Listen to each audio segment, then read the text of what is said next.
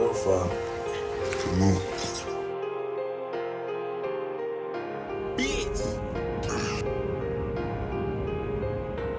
I want some money, fuck, I look like trying to talk. I'm a hustler, I need a bag, I would never cool off. If it's smoke, we signing contracts, I would never hear bought. Free my cousin out that jam, I wish he never got caught. I'm that nigga who was young, trying to come up with the sauce. Packing weed up in the woods, that's for niggas I done lost. Grinding like a Word, gang, bag, now GTB, you know how the fuck I'm coming.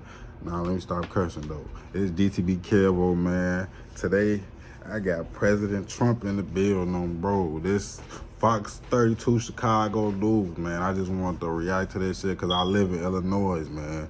And see what he doing out here, man. See if he trying to make our shit better. Because if not, I'm leaving this motherfucker. I ain't gonna lie. But we finna get back into this. We finna get into this video, bro. Well, President Trump is vowing to take on sanctuary cities as he prepares to sign his first bill into law since taking office. Doug Luzader joins us from Washington on the latest in his deportation efforts. And Doug, good morning to you. Let me start off by asking, there have reportedly been more than 400 arrests in ICE's first large-scale operation. Reportedly, some of them are here in Illinois, although we haven't seen any video or other evidence on a local level. What is your understanding of what is happening when these arrests are unfolding? Well, they seem to be prioritizing individuals that have been accused of crimes beyond just crossing the border illegally. So from that standpoint, not really a surprise. You know, those numbers, you know, while you're still talking in the hundreds, it's just a fraction of the kind of commitment that the president has made in terms of the removal of illegal immigrants. So this is just the beginning of the work, apparently. They're looking for more cooperation from a number of cities, including Chicago, for instance. But, you know, a lot of these are sanctuary cities that have vowed not to cooperate with the incoming administration on this, and this may result in legal battles. Yeah, you mentioned Chicago. Both our mayor and our governor have vowed to protect migrants who are in this state and city. Do you think that there is a future where President Trump will want to work with major city leaders in these types of efforts collaboratively? I know that's real fucked up, but I feel like them migrants the ones that probably help they ass stay in office and get shit going. That's why they ass saying that goofy shit, bro. But I don't know. I ain't into politics like I always say, but that's just my opinion. That's what I think. That's how I learn some more, man. Well, I think the administration would love to work with local leaders, but the goals are completely opposite here, and this is really the big issue. The Justice Department has apparently been told to look into this, whether there are perhaps some legal violations at play in some of these sanctuary cities by essentially harboring individuals that would otherwise face arrest and removal. So, you know, we're going to have to see what direction this takes. There are more Democrats here on Capitol Hill that seem to be open more toward, you know, backing legislative efforts to go after illegal immigration. But there are still these sanctuary cities and sanctuary states that really, you know, represent a real barrier for the kinds of things that Trump would like to do. We will be keeping an eye on that. Doug, before we let you go, speaking of changing directions, we got a new direction for our Chicago Bears. We just got a new head coach, Ben Johnson. We understand that you hail from the great state of Michigan. You got the Lions colors on. We understand you're a Lions fan. What do you have to say about him leaving your favorite team? This ain't got nothing to do with Trump. Let me go to the next video, bro. What I'll see.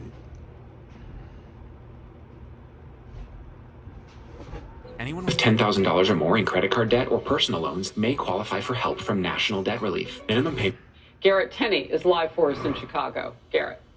Yeah, Harris, those proposed changes would have allowed Chicago police to work with ICE only in cases involving a violent criminal, which is the kind of people seeing local officials claim they don't want to be here. Instead, progressives on the city council have spent the past week preparing to fight this expected ICE operation by canvassing Latino neighborhoods to pass out these flyers, telling folks to not open their doors and to remain silent if ICE agents show up looking for any convicted criminals.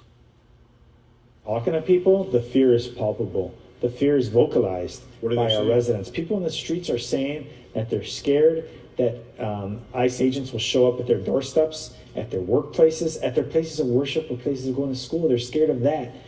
That is a problem.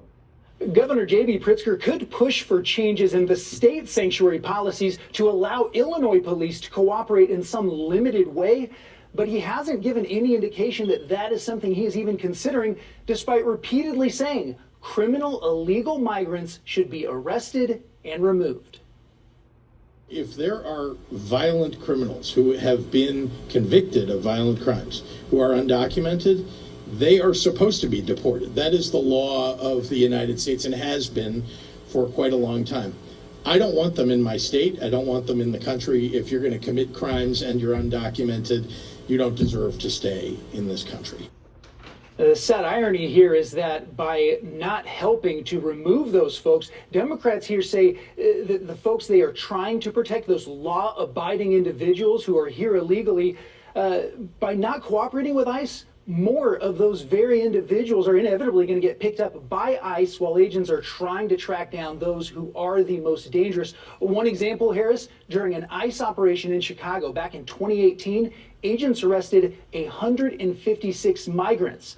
Of those, only 74 had criminal convictions. The other half were folks who just got caught up and were collateral arrest. Tom Home and others are warning we're almost certainly going to see a lot more of that because of these sanctuary policies. Harris? And just so I'm clear, I mean, if they came here illegally, they already committed a crime. They broke our laws of sovereignty. So those 156, yes, 74 had committed crimes either in their former countries or in this one. But the balance of that was, from what you're saying, and that's what I want to get straight, they were here illegally anyway.